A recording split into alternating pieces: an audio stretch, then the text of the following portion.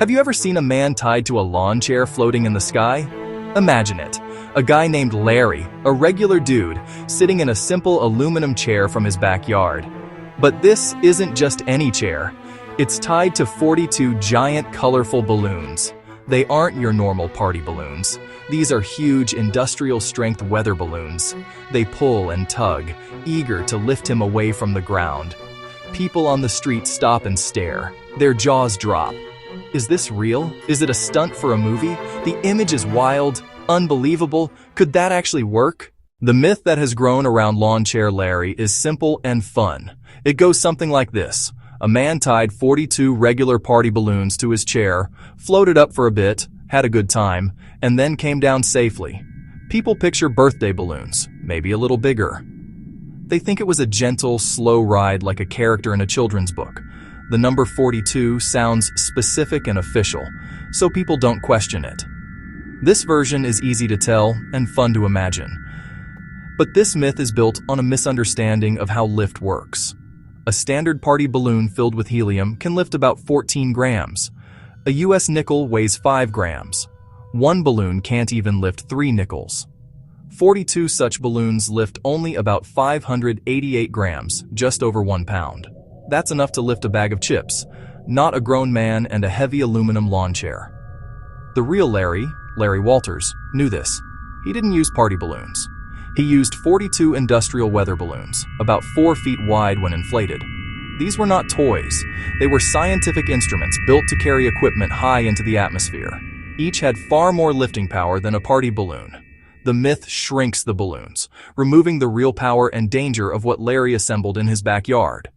It turns a serious feat of amateur engineering into a whimsical fantasy. The myth sticks because it's a better, more relatable story. We've all felt a party balloon tug.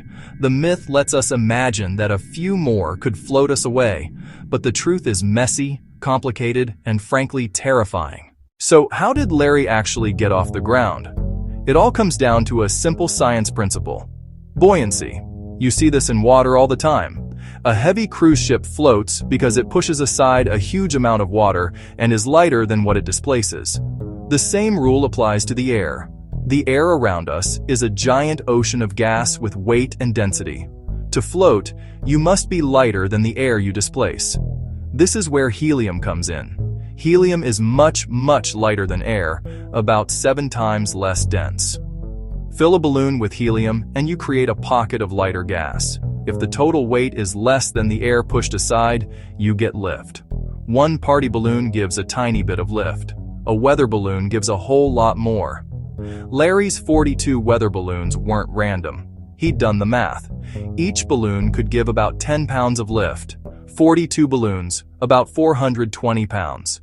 He weighed himself, his chair, his supplies, sandwiches, a 6-pack of beer, and a pellet gun to pop balloons for descent. He thought he had just enough lift to hover above his neighborhood. His math looked solid, but he made one critical mistake. When his friends cut the tether rope to the car, he didn't float gently up. He shot into the sky like a rocket. He climbed at over 1,000 feet per minute. Instead of hovering 100 feet up, he was blasted miles into the sky.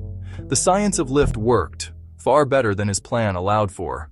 Floating in a lawn chair might sound peaceful, but Larry's journey was anything but. He quickly found himself in serious danger. First, there was the altitude. He ascended to an estimated 16,000 feet, more than 3 miles high. Up there, the air is thin, the oxygen dangerously low. Commercial planes are pressurized for this very reason. Larry started to feel lightheaded and dizzy from hypoxia. He was also not prepared for the cold, roughly 3.5 degrees Fahrenheit per 1,000 feet. Soon, he was shivering uncontrollably. Second, he drifted into the primary approach corridor for Los Angeles International Airport, one of the busiest in the world. Pilots from 2 different airliners radioed the tower with bizarre reports. A TWA flight saw something outside their window. A Delta flight reported the same. They were seeing a man in a lawn chair with a gun floating past. Controllers were stunned and diverted incoming flights to avoid a mid-air collision. Larry had become an unpredictable, unidentifiable flying object among fast-moving jets. Third, his descent plan was extremely flawed. He meant to pop balloons to drift down slowly. But he was terrified. The chair swayed violently, and he feared unbalancing the whole rig. Worse, during the rapid ascent, he dropped his pellet gun.